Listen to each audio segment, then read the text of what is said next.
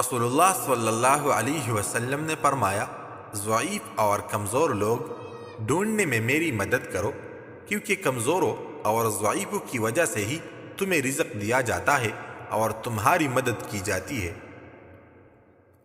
اپنے جسم کو ضرورت سے زیادہ مت سنوارو، اسے تو مٹی میں مل جانا ہے۔ سنوارنا ہے تو اپنی روح کو سنوارو، کیونکہ اسے رب کے پاس جانا ہے۔ رشتے اور تعلق کی بنا پر اگر کسی سانپ نما انسان سے واسطہ پڑ جائے تو بہت تکلیف ہوتی ہے۔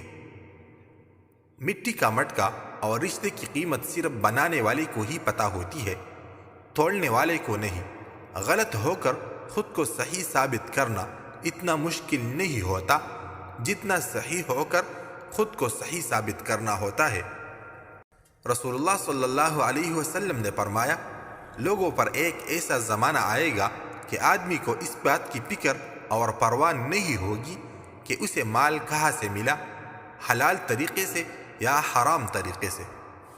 جن عورتوں کو چراغ بن کر گھر روشن رکھنا چاہیے، وہی گھر کو آگ لگا دیتی ہے۔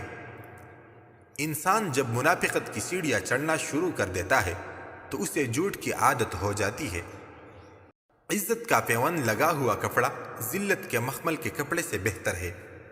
حیا کی سیڑھی سے اگر عورت کا پاؤں پھسل جائے تو پورا گھرانہ منہ کے بل گرتا ہے۔ خونی رشتوں میں جب دوریاں بڑھ جاتی ہے تو اپنوں کی خبریں غیروں کی زبانیں سننے کو ملتی ہے۔ عزت و ناموس سے بڑھ کر کوئی چیز نہیں۔ بات اگر انسان کی عزت و ناموس پر آ جائے تو پھر نہ کسی سے مشورہ ہوتا ہے اور نہ ہی سمجھوتا۔ احمق شخص اپنی حماقتوں اور غلطیوں کو ہی اپنی مہارت سمجھتا ہے۔ کچھ سوالوں کے جواب صرف وقت دیتا ہے، اور جو جواب وقت دیتا ہے وہ لاجواب ہوتے ہیں۔ یاد رکھیں، آپ کی اولاد نصیحتوں سے زیادہ آپ کی حرکتوں سے سیکھتی ہے اور اس پر عمل کرتی ہے۔ یہ یاد رکھو، برائی برے لوگوں کی وجہ سے نہیں پھیلتی، بلکہ اچھے لوگوں کی خاموشی کی وجہ سے پھیلتی ہے۔ اس لیے اگر برائی کو روکنا چاہتے ہو تو خاموشی توڑ دو۔